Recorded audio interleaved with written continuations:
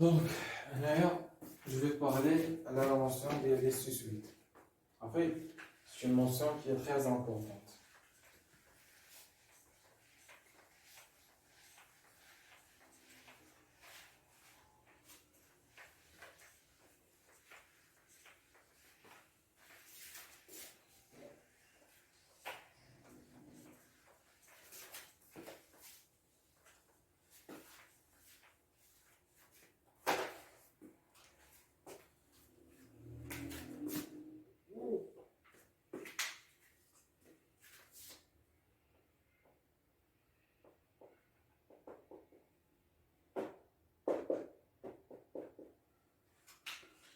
La mention des suites.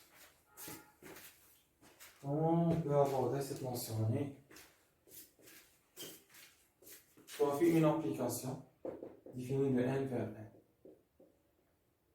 n. C'est une application définie de n vers n strictement croissante. Strictement croissante. C'est-à-dire, quel que soit n appartenant à n, phi de n plus 1 est supérieur strictement à phi de n. Donc, c'est ça. Il y a la définition d'une application strictement croissante. Donc, il y a la définition d'une application strictement croissante. Attention que je vous le dis, UN converge vers L implique que un U de phi de n converge vers L. Quand n tend vers plus l'infini, quand n tend vers plus l'infini. Démontrer. Preuve.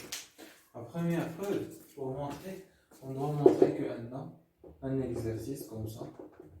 C'est montré par exercice, c'est montré par récurrence, montrer que n a, pour une application n phi strictement croissante,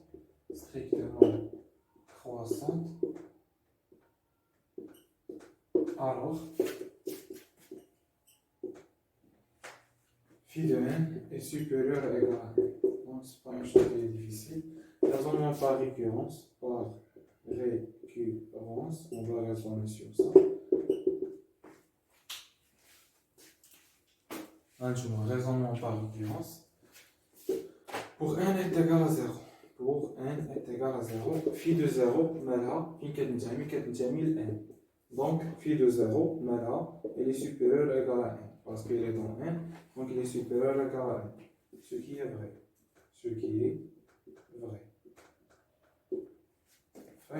Donc, il y a la première des choses.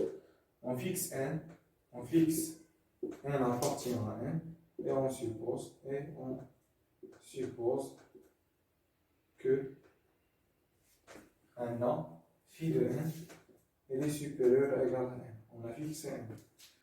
Enfin, on montre maintenant, montrant que n a, donc il y a la mention très importante grâce à la fois montrant que n phi de n plus 1 supérieur à phi de n, ce n'est pas une chose difficile. Donc, n plus 1 est supérieur strictement à 1, puisque l'application est strictement croissante, alors phi de n plus 1 est supérieur strictement à phi de 1. Donc, c'est un entier supérieur à entier, c'est-à-dire que n a phi de n plus 1, il va prendre des valeurs, les valeurs, il est supérieur strictement à phi de n, donc il va être supérieur à égal à phi de n plus 1. Donc, phi de n malha implique que n phi de n plus 1 sera supérieur à égal à phi de n zaïd 1, donc il est supérieur à égal à n plus 1. Donc on a montré que n phi de n plus 1 est supérieur à 1, donc on a montré que n phi de n est supérieur à 1, quel que soit n appartenant à 1. Donc il y a l'application. La première des choses. Donc pour montrer ça, ce n'est pas une chose difficile. Donc il est quelqu'un dit, quel que soit epsilon positif, il existe un grand n appartient à 1, quel que soit petit n appartient à 1. Si petit n est supérieur au grand n implique que n de n moins l, il est inférieur à epsilon. Donc c'est-à-dire, un individu n malha, la akbar min n.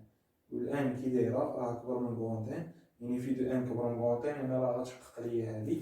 C'est-à-dire que n u ديال phi de n moins l est inférieur à epsilon. Donc un petit n كبر من grand n. Donc phi de n كبر من petit n, le petit n كبر من grand n.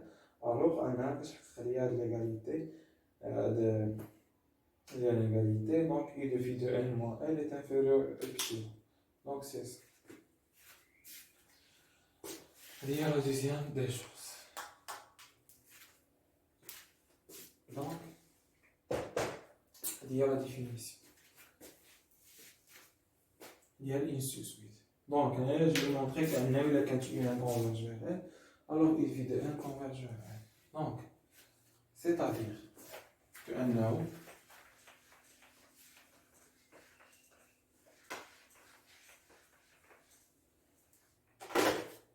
c'est-à-dire, pour montrer, et quelle que soit une application définie n vers n, si U de n converge vers L, quand n tend vers plus l'infini, implique que maintenant, U de phi de n, il va converger vers L quand n tend vers plus l'infini. Donc, est-ce qu'il est je donne bien. U phi de n converge vers L. Quelle que soit une application. Quelle que soit une application. Alors, pour montrer ça. Pour montrer que Anna, d'abord, pour montrer que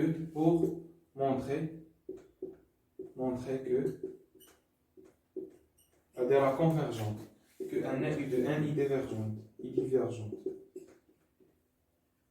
est équivalent à montrer l'existence d'une application définie n vers n, telle que U de phi de n ne converge pas vers la tête. Ne converge pas vers l'entier, où là il admet deux limites différentes. Donc si tu trouves phi 1 et phi 2 sont deux applications de n vers n, يعني شنو العكس ديال هذه؟ pas contraposé P implique Q, voilà équivalent VH à mon Q implique non P. Donc toujours la logique.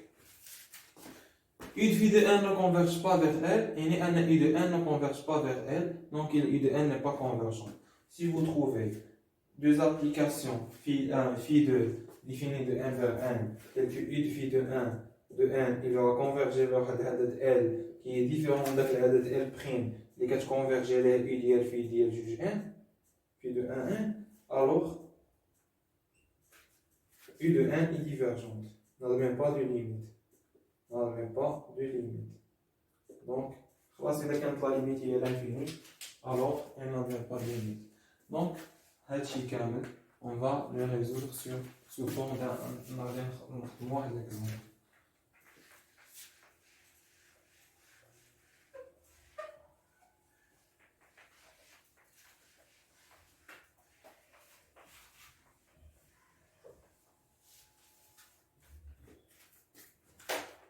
On a une suite U de n, il y a que c'est U moins 1 puissance 1. Donc on va prendre par exemple deux sous-suites, U phi 1 de n il y a juge n, et phi 1 de 2, phi de juge n est égal à 2n plus 1. Donc U de phi 1 de n est égal à moins 1 puissance juge n, moins 1 puissance à d'être pair, donc c'est moins 1 par le au carré de 2 puissance 1 comme ça, donc هذا هو 1 puissance 1 est égal à 1. Donc U ديال phi 1n est égal à 1, il va converger vers 1 quand 1 tend vers plus l'infini. U ديال phi juge 1, il y a moins 1 puissance juge 1 plus 1, donc il y a que moins 1 puissance juge 1, donc هذا est égal à 1, هذا هو moins 1, donc c'est moins 1, il va converger vers moins 1 quand 1 tend vers plus l'infini. Alors, on a trouvé deux sous-suites telles qu'ils vont converger vers deux limites différentes. Alors, U de n est égal à moins 1 puissance 1, n'admet pas de limite. N'admet pas de limite.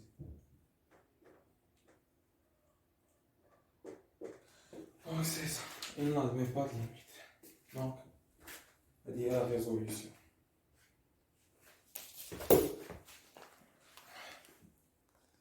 Donc maintenant on va parler sur les suites adjacentes.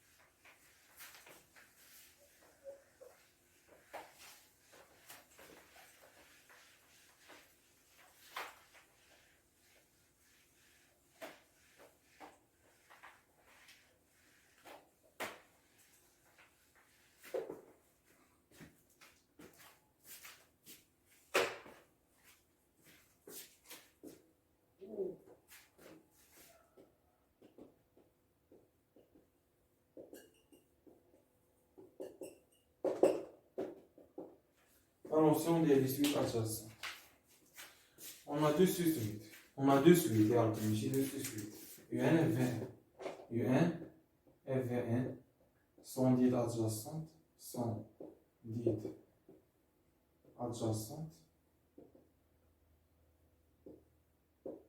Si seulement si. Premièrement, U1 est croissante. Ça fait V1 est décroissante. نوحدة فيهم ماشي بالضرورة السمية باش ما يمشيش شي واحد غلط. Troisièmement, U1 inférieur à V1, quel que soit un dans un.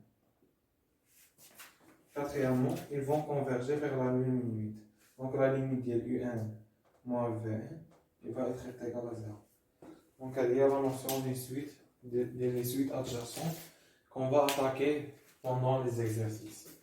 Donc, là, on va parler d'abord de la théorème de Bolzano-Weierstrass. C'est un allemand. Weierstrass, c'est un allemand.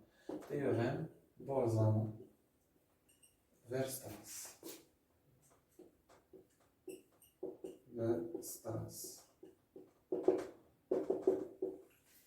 Donc, la notion, la théorème de Bolzano-Weierstrass, ils disent, allez, je me gâte.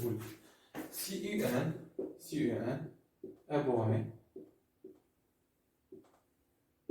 alors U1 admet une suite convergente. Admet une suite convergente. Il a qu'un très borné, alors qu'il y a la suite qui va converger. Si U1 est borné, donc U1, on va le voir sur U est inférieur à 1, quel que soit petit 1 dans 1, implique qu'il existe une application définie de 1 vers 1, telle que U dérivée de 1, il va converger vers L quand 1 tend vers plus infini. Donc, il y a des théorèmes qui صافي ما كتخدمش بزاف les exercices كاع إطلاقا كاع باش ما تخليوش ولا شي حاجة، يعني ماشي شي حاجة اللي هي سهلة. Donc maintenant, on va parler de la suite de Cauchy. C'est quoi la définition d'une suite de Cauchy? On a figé les départements.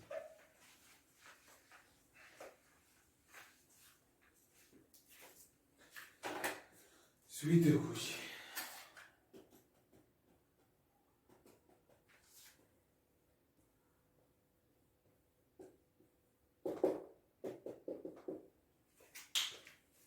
C'est quoi la définition d'une suite de Cauchy?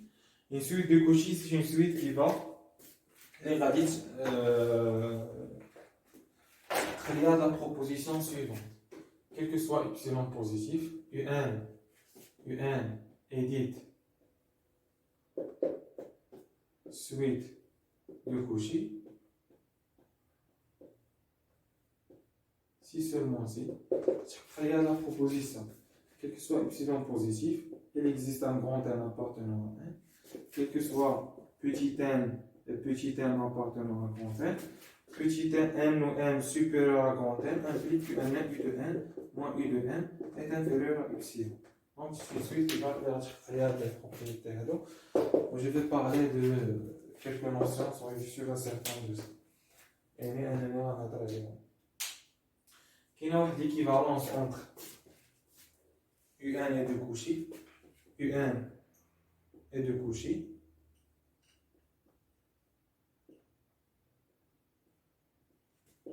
U1 est convergente.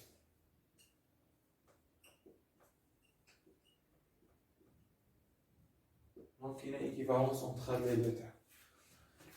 Donc on a la partie cours, on l'a terminée. La partie exercice à la marque.